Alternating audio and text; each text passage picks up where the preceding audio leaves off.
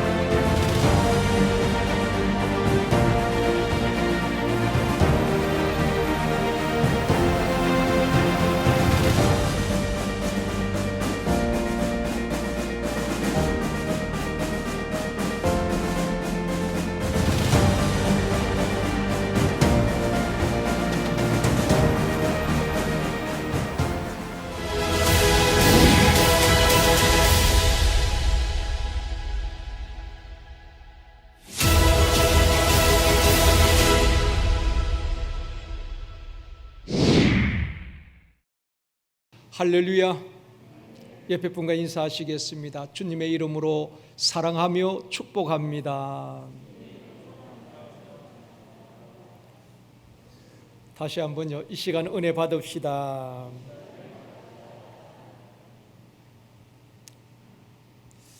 하나님께서 이 땅에 세우신 두 가지 중요한 공동체가 있습니다. 하나는 가정이고 하나는 교회입니다. 하나님께서 천지 만물을 창조하시고 가정을 세워주셨습니다. 그리고 피로 값주고 교회를 세우셨습니다. 하나님께서 창조하실 때에 말씀으로 창조하셨죠. 빛이 있으라 하며 빛이 있었고 모든 피조물을 말씀으로 창조하셨지만은 가정이나 교회는 말씀으로 창조하신 것이 아닙니다. 있으라 해서 있어진 것이 아니란 말입니다. 성경에 보면은 피로 세우신 교회라고 말씀을 하고 있는 것입니다. 그래서 가정이 중요하고 교회가 소중한 것입니다. 아침에 직장에는 일터로 출근했다 저녁이 되어서 퇴근하면은 그 많은 사람이 종종 걸음으로 가정으로 돌아가게 되는 것입니다. 왜 그럴까요? 가정에는 사랑하는 가족들이 있기 때문에 그런 것입니다. 가족들이 매일 함께 살다 보면은 상처를 주고받기도 합니다. 또 서운한 마음이 들 때도 있고 다툴 때도 있지만은 가정에서 쉼을 얻고 가족들을 통하여서 위로를 받고 서로 사랑하며 힘을 얻는 것입니다. 여러분이 직장에서 힘들고 스트레스 받을 때 어디서 위로를 받습니까? 가족들을 바라보고 자녀들을 볼 때에 모든 염려 근심 떠나가게 되어지고 또 위로를 받고 새 힘을 얻게 되어지는 것입니다. 그래서 하나님께서 우리에게 가정을 주셨고 행복한 가정으로 살도록 하나님께서 축복하신 것입니다. 가정이 건강해야지 교회가 건강하고 사회가 건강할 수 있는 것입니다. 가장 기초 공동체인 가정이 무너지면은 다 무너지는 것입니다. 가정이 행복해야 하는 것입니다. 오늘 본문에 보면은 행복했던 아브라함의 가정에 어느 순간부터 갈등과 불화가 일어나게 되어지고 서로 학대하고 온 가족이 상처를 주고받는 어려움을 겪게 되는 것입니다. 오늘은 하갈의 광야라는 제목으로 말씀을 받기를 원합니다. 첫 번째로 아브라함 가정의 불화입니다. 자녀가 없었지만 행복했던 아브라함의 가정에 왜 불화가 일어났는가? 결론부터 말씀을 드리면은 아브라함과 사라의 조급함 때문에 그런 어려움이 일어나게 되는 것입니다. 하나님께서 어느 날 아브라함을 불러서 밖으로 나오게 하시고 하늘을 바라보게 하는 것입니다. 하늘의 많은 뭇별들을 보게 하시고, 아브라함아, 너의 후손들이 이 별과 같이 많이 있을 것이다. 자녀들에 대한 약속을 말씀해 주고 있는 것입니다. 아브라함과 사라는 하나님의 약속의 말씀을 믿고 10년을 기다렸습니다. 10년 동안 몸은 쉬하여져 갔겠죠. 그런데 마음은 조급해지기 시작합니다. 어느 날 사레가 아브라함에게 기막힌 제안을 하는 것입니다.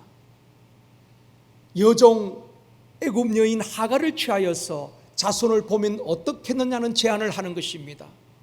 비록 사레 자신의 몸은 아니지만은 아브라함의 혈통으로 애굽 여인의 몸을 통하여서 후손을 보자는 것입니다. 아브라함은 사레의 말을 듣고 하갈을 취하여서 아들을 보게 되는 것입니다. 오늘 본문 4절에서 말씀합니다. 같이 읽겠습니다. 아브라함이 하갈과 동침하였더니 하갈이 임신하매 그가 자기의 임신함을 알고 그의 여주인을 멸시한지라. 여기서 멸시란 단어는 칼날이란 단어인데요, 그 뜻은 경홀히 여기다, 덜 존중하다, 그런 말이거든요. 이 하갈이 자신의 몸에 잉태함을 알고 그때부터 여주인의 말에 고분고분하게 듣지 아니하고 그만한 모습을 보였던 것 같습니다. 이때부터 아브라함의 가정에 아브라함은 두 여인 사이에서 갈등과 불화가 일어나게 되는 것입니다. 하나님의 약속을 믿고 끝까지 기다리지 못한 인간의 조급함, 또 하나님의 말씀보다 인간의 생각을 앞세웠던 아브라함과 사레의 조급함이 그 가정의 갈등과 불화의 원인이었던 것입니다. 하갈이 잉태하면서 사레를 멸시하니까 사라의 자존심이 얼마나 상했겠습니까? 그때부터 사라의 마음속에는 하갈을 향한 분노와 미움의 감정이 절제가 되지 않는 것입니다. 물론 원인 제공은 사레가 했지요. 아브라함에게 여종 하갈을 취하여 후손을 보자고 제안을 한 사람이 사레입니다. 그런데 그 가정에 어려움이 일어나고 갈등이 일어날 때 이 사레는 그 모든 문제의 책임을 남편 아브라함에게 전가하는 것입니다. 당신 때문이라고 그러면서 아브라함을 원망하게 되는 것입니다. 이것이 인간의 본성입니다. 여러분, 가정이든 샘터든 어떤 공동체에 문제가 생기면은 내 탓입니다, 내 잘못입니다 인정하기보다도 그 책임을 다른 사람에게, 다른 가족들에게 찾는 경우가 참 많이 있습니다. 사람들은 자기 잘못을 인정하기보다도 남의 탓으로 돌릴 때가 많이 있다는 것입니다. 사레가 그러했습니다. 사레는 남편 아브라함을 힘들게 할 뿐 아니라 여종 하갈을 학대하게 되는 것입니다. 오늘 본문 6절 말씀입니다. 같이 읽습니다.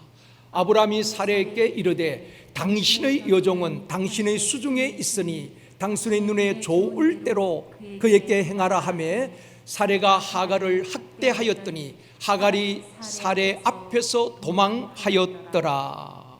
아브라함도 사레의 등살에 견디지 못하고 나중에는 하갈은 당신 여종이니까 당신 좋을 대로, 당신 마음대로 하라는 것입니다. 그때부터 이 사레는 하갈을 더욱 학대하게 되어지고 그 학대를 견디지 못한 하갈은 도망을 가게 되는 것입니다. 당시에 종이 주인의 허락 없이 도망을 가면은 붙잡히면 죽습니다. 하갈이 얼마나 학대를 당하고 고통을 당하고 견딜 수 없었는지 우리가 알 수가 있습니다. 죽음을 각오하고 주인 집에서 도망을 가게 되는 것입니다. 시기와 질투심이 이렇게 무서운 것입니다. 아브라함은 아브라함대로 두 여인 사이에서 얼마나 힘들었겠습니까? 또 사례는 사례대로 그 미움과 분노가 절제가 되지 않는 것입니다. 사례도 나름대로 고통을 당하고 있는 것입니다. 힘없는 하갈은 홀몸도 아닌데 견디다 못해서 광야로 도망을 가게 되는 것입니다. 아브라함의 조급함이 결국 가정에 불화가 일어나고 온 가족이 서로 불편하게 된 것입니다. 사랑하는 성도 여러분, 우리도 살다 보면 이런 것을 경험할 때가 있습니다. 누구나 행복하게 살기를 원하지만은 그 조급함 때문에 절제하지 못하고 홧김에 내뱉은 말이 주변에 있는 가족들에게, 주변 사람들에게 얼마나 상처를 주고 관계를 불편하게 하고 좋은 관계를 깨트린 경우도 참 많이 있습니다. 조급함 때문에 말입니다. 또 하나님의 때를 기다리지 못하고 조급하게 서두르다 실수하는 경우도 참 많이 있습니다. 사랑하는 성도 여러분, 가정이 건강하고 행복해야 하는 것입니다. 사랑이 무엇입니까? 사랑은 오래 참고, 사랑은 온유하며, 시기하지 아니하며, 사랑은 자랑하지 아니하며, 교만하지 아니하며, 성내지 아니하며, 악한 것을 생각지 않는 것이라고 말씀하고 있습니다. 고린도전서 13장 7절에도 말씀합니다. 같이 읽습니다. 모든 것을 참으며, 모든 것을 믿으며, 모든 것을 바라며, 모든 것을 견디느니라. 사랑은 이런 것입니다. 가족들을 사랑하기 때문에 모든 것을 참으며, 또 가족들을 사랑하기 때문에 서로 믿어주는 것입니다. 그리고 모든 것을 견디는 것입니다. 행복은 그냥 주어지는 것이 아닙니다. 인내하고 참아주고 기다려주고 믿어주고 견디는 것입니다. 사랑하는 성도 여러분, 우리 제일성도교회 성도님들과 여러분의 자녀들의 가정이 믿음 위에 든든히 세워지는 가정이 되어지기를 원합니다. 다툼과 갈등이 아니라 사랑과 기쁨이 넘치는 가정이 되어지기를 원합니다. 주님이 주인 되시는 건강한 가정이 되어지기를 주님의 이름으로 축복합니다. 두 번째로, 내가 어디서 왔으며 어디로 가느냐 하는 것입니다. 이 질문은 하나님께서 하갈에게 물으신 질문입니다. 여주인 사레의 학대로 너무 힘들고 견딜 수 없어서 도망 나온 하갈, 아브라함의 가정에서 울면서 떠난 하갈, 그가 간 곳은 광야였습니다. 아무도 없는 광야. 오늘 본문 7절에서 말씀합니다. 같이 읽습니다. 여호와의 사자가 광야의 샘물 곁 곧 술길 샘 곁에서 그를 만나. 여기서 여호와의 사자는 천사를 말합니다. 박윤선 박사님은 여호와의 사자 이 부분을 구약시대에 찾아오신 그리스도라고 주석을 했습니다.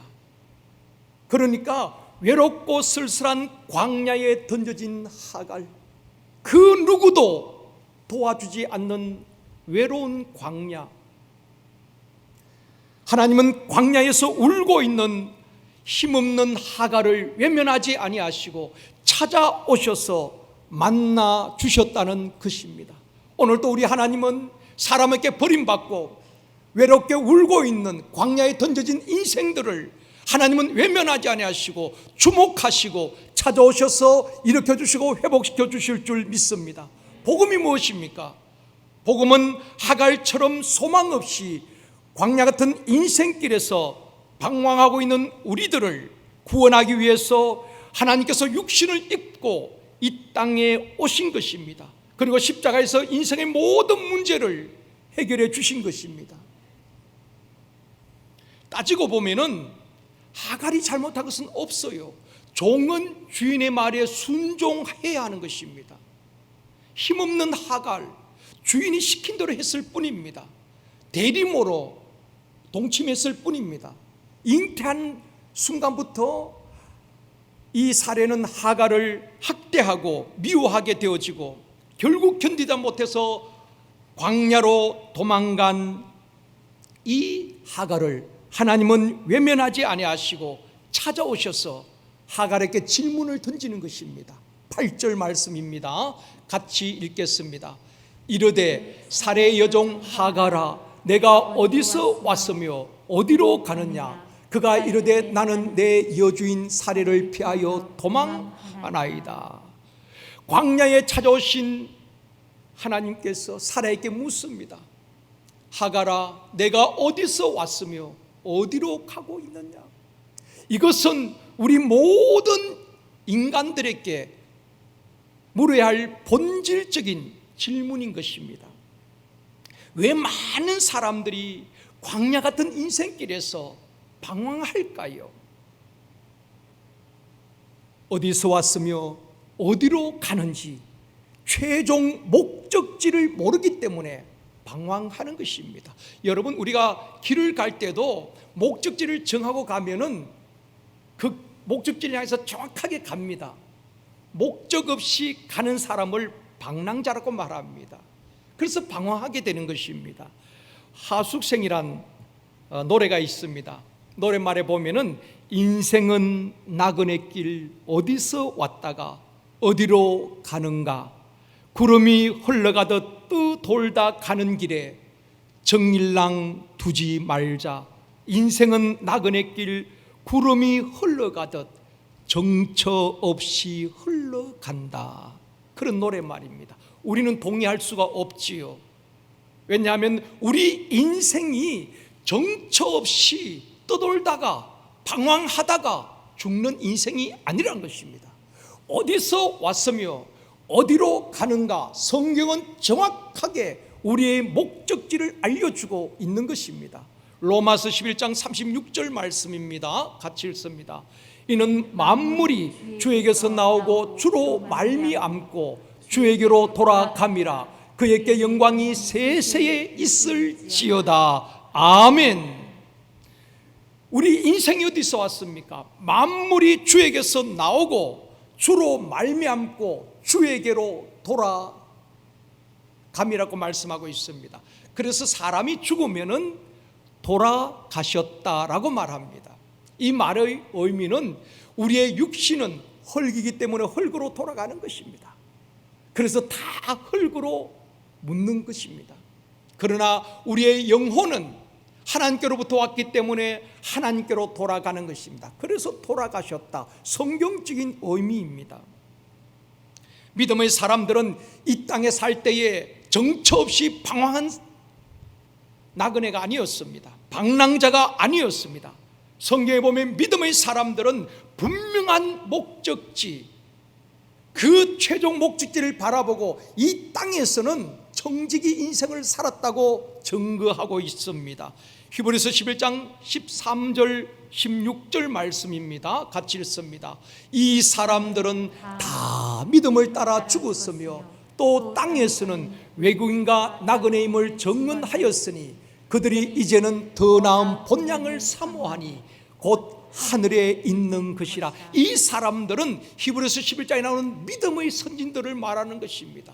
믿음의 사람들은 다 믿음을 따라 살다 죽었는데 땅에서 살 동안에 이 땅에서 영원히 살 것처럼 산 것이 아니라 외국인처럼 나그네처럼 언젠가는 떠나가야 할 유한한 인생임을 알고 하나님께서 주신 사명을 붙들고 청직이 인생을 살았는데 그들은 최종 목적지 더 나은 본향을 사모하며 살았다라고 증거하고 있습니다. 사람들은 누구나 고향을 그리워하는 마음이 있습니다. 아마 여러분 가운데도 시골에 고향을 두신 분들은 어린 시절 뛰놀던 그 고향에 대한 그리움이 있을 것입니다. 그래서 추석이 되면은 많은 분들이 고향을 찾아가는 것입니다. 부모님과 형제 자매들이 있는 고향, 친척들이 있는 고향, 어린 시절 아름다운 추억이 묻어있는 그 고향 말입니다. 그 고향을 찾아가는 것입니다. 우리는 육신의 고향도 있지만은 영적인 고향을 사모하며 살아야 하는 것입니다. 믿음의 사람들은 이 땅에서 외국인처럼 나그네처럼 살았지만은 정처없이 방황하는 방랑자가 아니라 더 나은 본향, 영혼의 고향, 영원한 천국을 바라보며 살았다는 것입니다. 사랑하는 성도 여러분, 이 땅의 것이 전부가 아니라 영원한 우리의 본향이 있다는 것입니다. 그 천국을 사모하면서 이 땅에서 하나님 주신 사명을 따라 잘 살아 주님 앞에 섰을 때에 부끄럼 없이 잘하였도다 착하고 충성된 종아, 칭찬받는 저와 여러분이 되어주기를 주님의 이름으로 축원합니다. 광야에서 어디로 가야 할지 목적지도 없이 울고 있는 하갈, 그 하갈에게 주님이 묻습니다. 사라의 여종 하갈아, 내가 어디서 왔으며 어디로 가느냐? 이 물음은 너의 목적지가 어디냐 하는 것입니다. 이 시간 우리에게 묻는 하나님의 질문이기도 합니다. 아무개야, 너는 어디서 왔으며 지금 무엇을 위해서 살며 또 어디로 가고 있느냐? 이 질문 앞에 우리가 답을 해야 하는 것입니다. 광야에 있는 하갈에게 하나님께서 그 질문을 하시고 그에게 가야 할 방향을 어떻게 해야 될지 알려주고 있습니다. 오늘 본문 9절 말씀입니다. 같이 읽습니다. 여호와의 사자가 그에게 이르되 내 여주인에게로 돌아가서 그 수하에 복종하라. 사랑하는 성도 여러분, 지금 하갈이 그 아브라함의 가정에서 학대를 받으면서 견딜 수 없어서 도망을 왔잖아요. 그런데 하나님께서 피할 장소로 어디로 숨겨준 것이 아니라 하나님께서는 이렇게 말씀하는 것입니다. 내 여주인 사라에게 돌아가서 복종하라는 것입니다. 이해가 안 되지요. 순종이 쉽지 않습니다. 그럼에도 하갈은 순종합니다. 그리고 다시 아브라함의 가정으로 들어가게 되는 것입니다. 그 이후에 하갈은 이스마엘을 출산하게 됩니다. 그때 아브라함의 나이가 86세였다고 성경에 말씀하고 있습니다. 그로부터 14년이 또 세월이 흘렀습니다. 가정의 문제가 치유된 것은 아닙니다. 보이지 않게 하갈과 또 사레 사이에는 갈등이 있었을 것입니다. 그런 가운데에 14년 세월이 지나 아브라함이 100세 때에 하나님께서 약속대로 사라에게 잉태할 힘을 주시고 약속의 자녀 이삭을 허락하셨습니다. 이삭이 태어나면서 아브라함의 가정은 다시 한번 폭풍에 휘말리게 되는 것입니다. 이삭이 태어날 때에 먼저 태어난 하갈을 통해서 태어난 이스마엘의 나이가 한 14살 되었습니다. 아브라함이 86세에 이스마엘을 낳았잖아요. 그리고 100세에 이삭을 낳았으니까 그 이스마엘과 이삭의 나이 차이는 한 14살 정도 됩니다. 이삭이 엄마의 젖을 뗄 때에 이런 일이 있었습니다. 창세기 21장 9절 말씀입니다. 같이 읽습니다. 사라가 본즉 아브라함의 아들 애굽 여인 하갈의 아들이 이삭을 놀리는지라. 이스마엘이 이삭을 놀렸던 것 같습니다. 뭐 아이들 사이에 충분히 그런 일이 있을 수 있지요. 그 모습을 보고 사라가 분노하는 것입니다.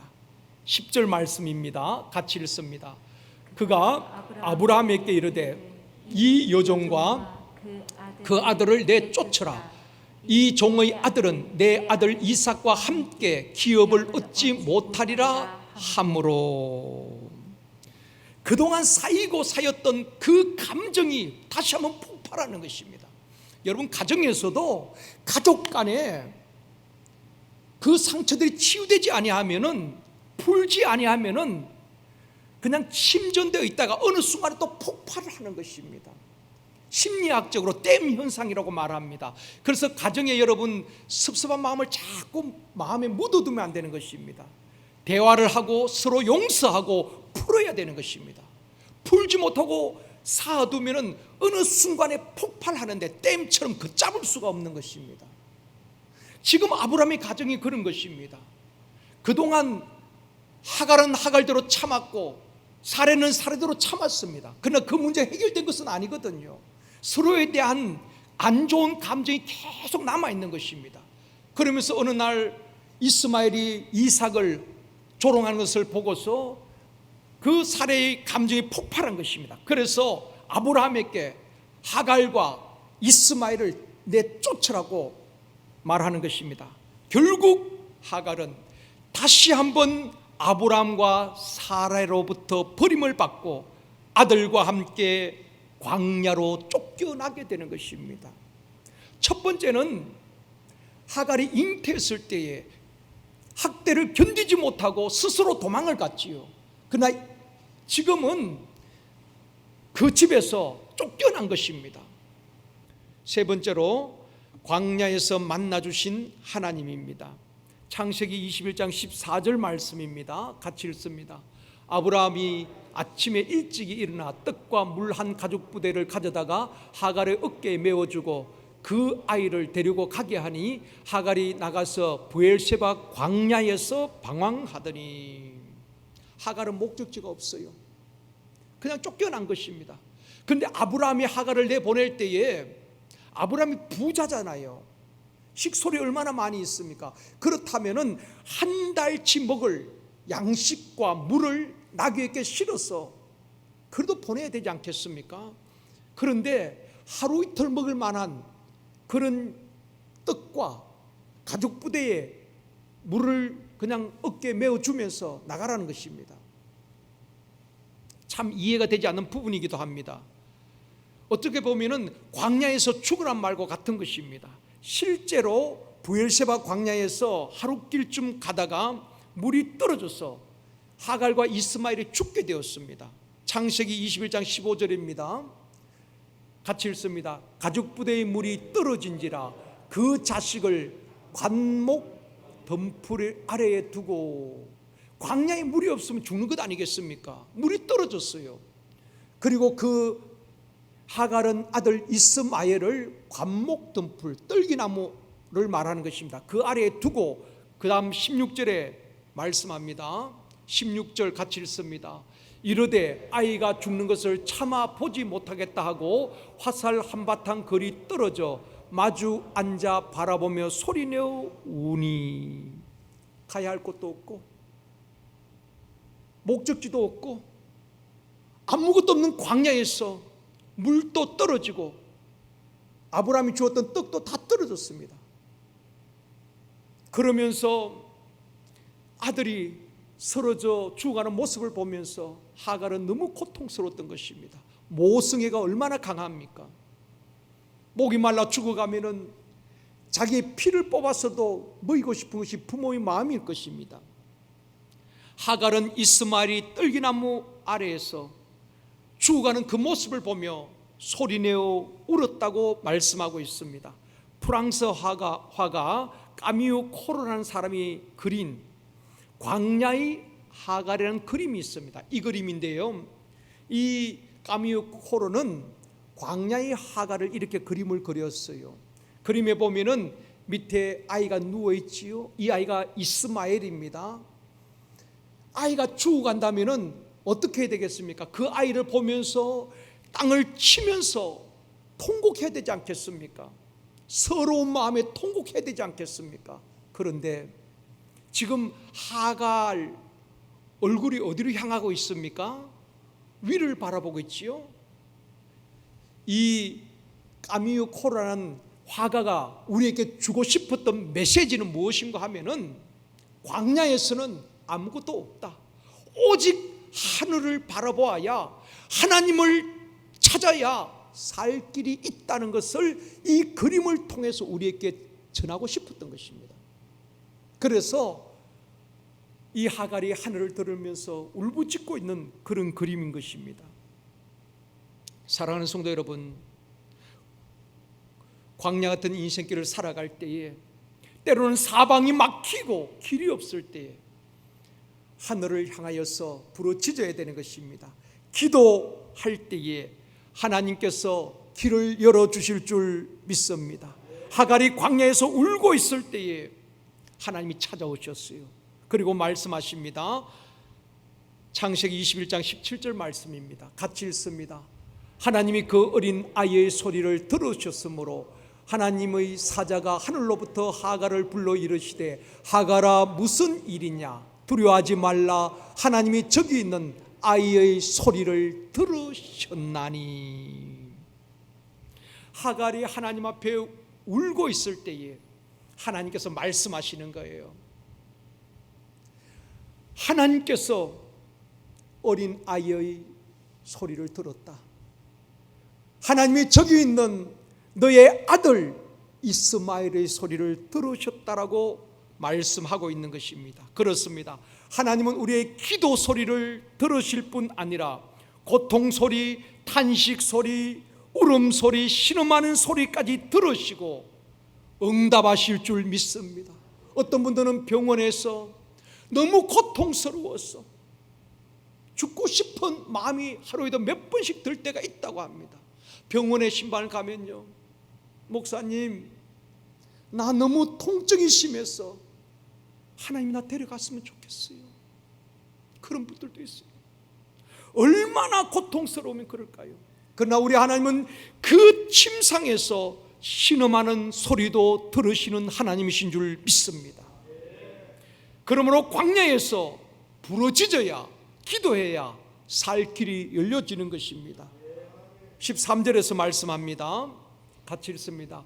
하갈이 자기에게 이르신 여호와의 이름을 나를 살피시는 하나님이라 하였으니 이는 내가 어떻게 여기서 나를 살피시는 하나님을 배웠는고 함이라. 하갈의 고백입니다. 하갈은 나를 살피시는 하나님, 나를 살피시는 하나님을 배웠다고 고백하고 있는 것입니다. 아니, 하나님께서 찾아오셨죠. 그 광야에서 울고 있는 하갈을, 힘이 없는 하갈을 찾아오셔서 하나님께서 말씀하시는 것입니다.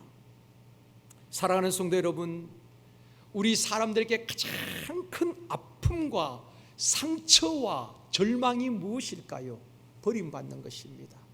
부모로부터 버림받은 자녀들, 자녀로부터 버림받은 부모들, 또 남편, 아내로부터 버림받은 사람들, 또 하나님으로부터 버림받은 사울 같은 사람들도 있는 것입니다.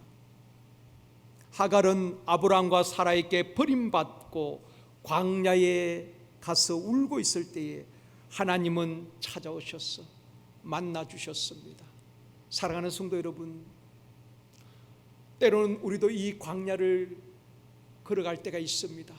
사랑했던 사람으로부터 버림받고 믿었던 사람에게 배신을 당하는 경우도 있습니다.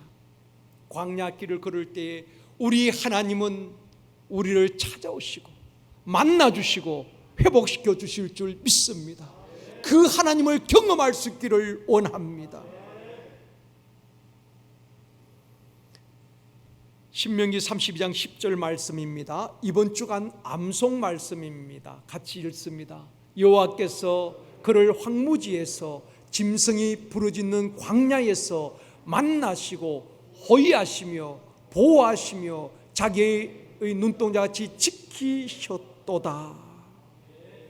하나님은 황무지에서, 짐승이 부르짖는 광야에서, 버림받은 광야에서 하나님은 찾아오셔서 우리를 만나주시고 우리를 호위하시고 보호하시고 눈동자같이 지켜주실 줄 믿습니다.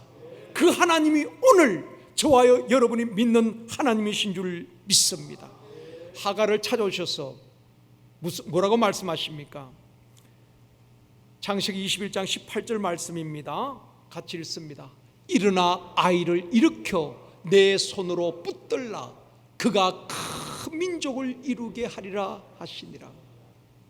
힘이 없고 버림받은 이 하갈과 이스마엘에게 하나님이 찾아오실 뿐 아니라 큰 꿈과 소망과 비전을 주셨다는 것입니다. 하갈아, 버림받은 너와 내 아들이지만은 내 아들을 통해서 한 민족을 이루게 하겠다. 하나님은 하갈과 이스마엘에게 소망을 주신 것입니다.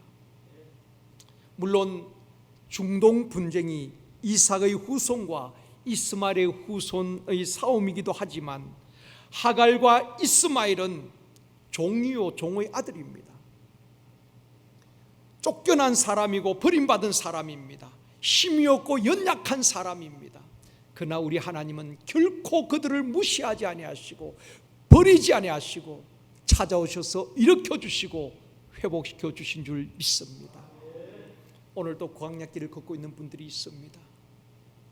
외로운 질병의 침상에 던져진 분들도 있고, 사랑했던 사람에게 버림받은 분들도 있고, 믿었던 사람에게 배신을 당하고 외로운 광야에서 서린 가슴을 움켜쥐고 하갈처럼 울고 있는 분들도 있을 것입니다.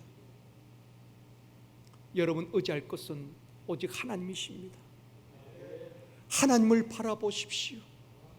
하갈처럼 눈을 들어 주를 바라볼 수 있기를 원합니다. 우리 하나님은 결코 우리를 무시하지 아니하시고 버리지 아니하시고 차별하지 아니하시고, 내가 돈이 없다고, 내가 늙었다고, 내가 병들었다고 하찮게 여기지 아니하시고, 하나님은 변함없이 사랑하시고 품어주시고 일으켜주시는 좋으신 하나님이신 줄 믿습니다. 그 하나님을 경험할 수 있기를 원합니다. 그 하나님을 광야에서 만나야 하는 것입니다. 아브라함의 광야는 기다림의 광야였습니다. 우리가 때로는 기다림의 광야를 통과할 때가 있습니다. 하나님께서 기다리라고 하실 때가 있습니다. 하나님보다 앞서지 말고 하나님의 때를 인내하며 기다릴 수 있는 저와 여러분이 되어지기를 원합니다. 또한 오늘 본문의 하갈의 광야는 버림받은 광야입니다. 저와 여러분도 이런 광야를 지날 때가 있습니다. 사람으로부터 버림받았을 때 마음이 얼마나 아픕니까? 그러나 광야에서 울고 있는 사람을 찾아오셔서 일으켜주시고 회복시켜주셨던 하나님께서 우리 한 분 한 분을 다시 한번 위로하시고 일으켜주시고 회복시켜주시기를 원합니다. 말씀을 맺겠습니다. 사랑하는 성도 여러분, 부러짓는 짐승들이 부러짓는 뱀과 정갈이 우글거리는 광야에서 하나님은 우리를 만나주시고 우리를 호위하시고 우리를 보호하시고 눈동자와 같이 지켜주시는 하나님, 그 하나님은 바로 오늘도 살아계시고 우리와 함께 하시는 하나님이신 줄 믿습니다. 그 하나님을 의지해야 합니다. 아무리 코로나로 힘들지만은 그 하나님을 바라볼 때에 우리 하나님은 결코 우리를 버리지 아니하시고 세상 끝날까지 우리를 지키시고 호위하시고 보호하시고 인도하여 주실 줄 믿습니다. 그 하나님이 우리의 하나님이 되신 줄 믿습니다.